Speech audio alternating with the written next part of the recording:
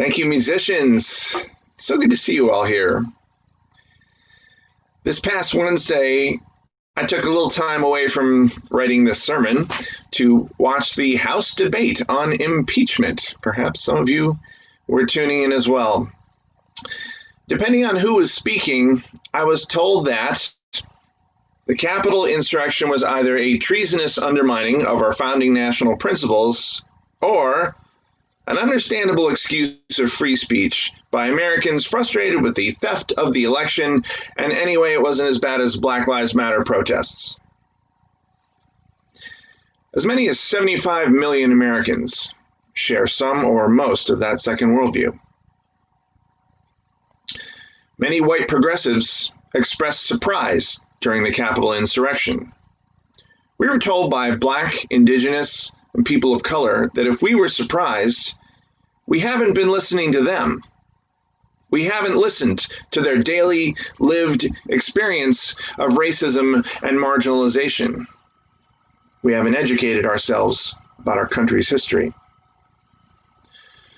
This Sunday, a year ago, we were in our sanctuary, and I read to you the words of Nicole Hannah Jones, founder of the New York Times' 1619 Project. Hannah Jones tells us that the United States was founded not as a democracy, but as a slaveocracy. Her essay won a Pulitzer, but was criticized by some white historians as putting ideology before history. We Unitarian Universalists believe in centering the voices of marginalized people. And we also believe in a free and responsible search for truth and meaning. Some of us are downright nitpicky when it comes to correcting perceived inaccuracies. For white UUs, this can come from a place of white privilege, and it can get in the way of listening to women of color like Nicole Hannah Jones. It can get in the way of following their leadership. As a white person committed to ending racism myself, I have tried to do what my friends of color urged me to do. I have learned something about our country's history, and I found that they are right. The United States is indeed rooted in slavery, in the theft of land from Native Americans, in the oppression of Asian Americans, Pacific Islanders, and Latinx people.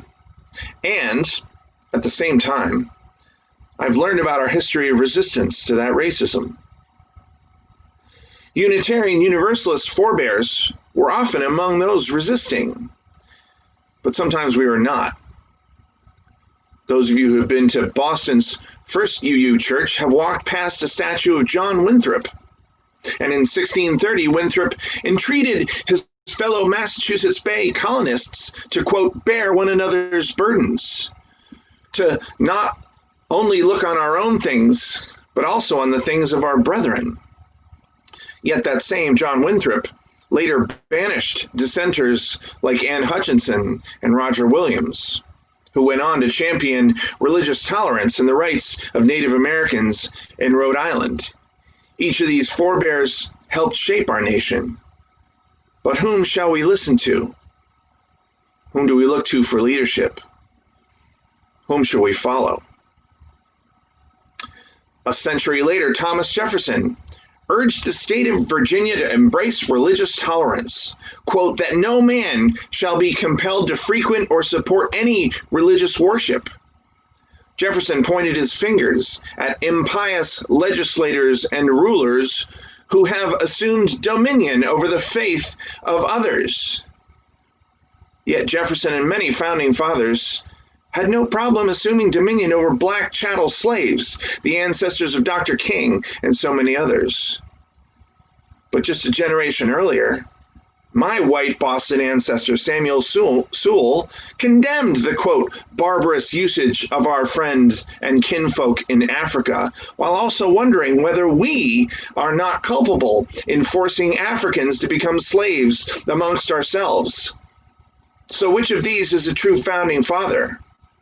Whom shall we follow? Unitarian minister Theodore Parker protested against the Fugitive Slave Act refusing to answer his door when other whites, including Unitarians, came knocking, demanding to know if he was harboring fugitive slaves. In 1858, he addressed the Massachusetts Anti-Slavery Convention, saying, "I do not pretend to understand the moral universe. The arc is a long one, and from what I see, I am sure it bends toward justice." Do we follow Parker's footsteps? Or the footsteps of those Unitarians knocking at his door, demanding to know if he was harboring fugitive slaves? In the early 1900s, women of the social gospel movement combined missionary work with the practical work of social salvation, public health, crime prevention, and prison reform. In particular, Black women championed social reform within their national and local church bodies, forming the League for Protection of Colored Women and the National Urban League. But at the same time, conservative reaction against a supposed secularizing culture led to the fundamentalist Christian movement.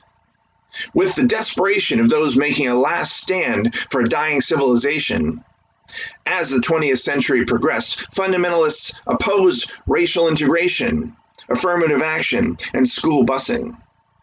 Whom shall we follow?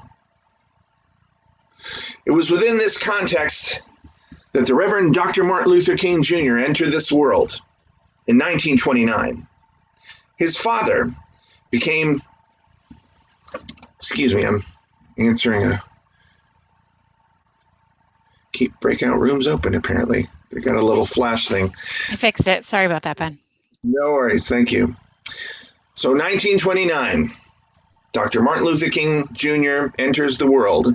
His father becomes the pastor of the Ebenezer Baptist Church in Atlanta, the same parish, by the way, where Senator-elect Raphael Warnock from Georgia is currently the minister. Then in 1947, King is ordained at that church, 18 years old. He attends seminary in Pennsylvania. He receives a scholarship to attend Boston University's School of Theology, where I also received a scholarship and attended. He completes his doctoral degree during his first year of parish ministry in Montgomery, Alabama, then helps begin the Montgomery bus boycott, quoting Theodore Parker's Moral Arc of the Universe in his early speeches and sermons. Dr. King continues to build the civil rights movement and finally gives his I Have a Dream speech at the March on Washington in 1963. Some of you might remember the Ware Lecture at the UUA General Assembly in 1966. At that General Assembly, Dr. King spoke out against militarism, nuclear weapons, and the war in Vietnam, saying we must find an alternative to war and bloodshed. Because in a day when ballistic missiles are carving highways of death through the stratosphere, no nation can win a war. King said it is no longer a choice between nonviolence and violence. It is now a choice between nonviolence and non-existence. But in 1968, as Dr. King began to organize the Poor People's March on Washington, he traveled to build a national organization for that march. Dr. King was asked to come to Memphis to show support for striking sanitation workers. And we all remember April 4th, when Dr. King stood on the balcony of the Lorraine Motel in Memphis. We all remember when James O'Ray took aim with his rifle, pulled the trigger, and missed. We all remember it was months before they caught James O'Ray in London. We all remember that in light of this attempted assassination, many wanted Dr. King to cancel the Poor People's March, but he did not. We all remember on May 14th, the Poor People's March drew hundreds of thousands once again to the Lincoln Memorial. We remember that night. Dr. King and thousands of others turned the Poor People's March into the Poor People's Encampment, setting up tents on the Washington Mall, refusing to leave until their demands were met. These campers were fed by local church volunteers, including Unitarian Universalist church volunteers. The Poor People's Encampment had daily meetings, teach-ins about the war, about feminism, gay rights, nonviolence. They had nightly prayer meetings. We remember President Johnson visiting the Poor People's Encampment, as well as members of Congress, including Senator Robert Kennedy. And we remember that finally, on June 24th, Congress agreed to a staged withdrawal of troops from Vietnam. Dr. King and the organizers took the tents down, and the Poor People's Congressional Advisory Committee was formed. We remember the rest of the summer of 1968, including the nomination and subsequent election of President Bobby Kennedy. Those years after 1968 featured dramatic decreases in military spending, which eventually funded the Second New Deal under President Jesse Jackson in 1984. The Equal Rights Amendment passed easily in 1973, followed by equal protections for gay and lesbian Americans the year after. Our high-speed rail system was built, and we became an international leader in reducing our carbon emissions and our dependence on oil and fossil fuels. Congressman John Lewis spearheaded the Living Wage Act of 1980, mandating corporations to pay their CEOs no more than 10 times the wage of their lowest paid worker. The antitrust legislation of the late 70s, combined with public funding of our elections, removed much of the influence of corporations and the ultra-wealthy from American politics. And our continued support of the United Nations and its affiliate programs reduced hunger and disease the world over. Dr. King's 92nd birthday was this past Friday. Can you close your eyes and imagine 92-year-old Dr. King surrounded by family and friends? Is he smiling as he eats some birthday cake? Last Sunday, Reverend Allison encouraged us towards reckless imagination. So let us imagine a world where Dr. King lived into his 90s. Let us imagine a world where our country's prioritization of white lives, rich lives, male lives was uprooted, turned over like last year's garden to make way for the seeds of justice. Let us imagine this world together, as Dr. King did. Then, let us commit to making it happen. Now, maybe to you this seems like a pipe dream, like heaven. But at this week's Eat, Share, Learn, Sadie taught us about the modern UU focus on creating heaven on this earth by working for justice. So I ask you, what world do you want to live in? What world are you willing to recklessly imagine to help create? The work to create this world has been going on through our nation's history, and soon Reverend Raphael Warnock from Dr. King's home church will be the first African American to represent Georgia in the United States Senate. Soon Kamala Harris will become the first female vice president, and soon Joe Biden will become the 46th president of the United States.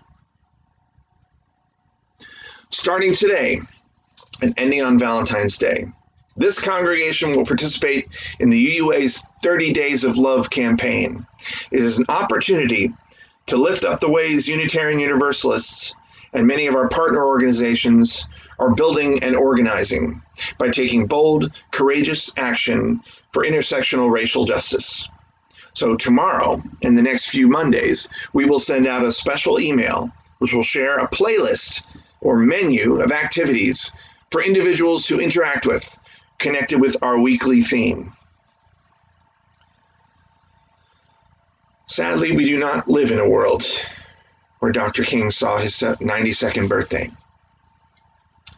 But if Einstein is right, and imagination is more important than knowledge. Let us recklessly imagine a beloved community where Dr. King's dream is realized. Let us work to make it happen. The division we saw at the United States Capitol last week has existed since our country was founded. And throughout our history, ancestors made the same choice we have before us today. Whom shall we follow? Let us follow and listen to the voices of Black, Indigenous, and all people of color, both in our congregation, in our association, and in the world. Let us co-create these 30 days of love and 1,000 days after that. Let us recklessly imagine all the people living life in peace. You may say, I'm a dreamer, but I'm not the only one. Amen, and blessed be.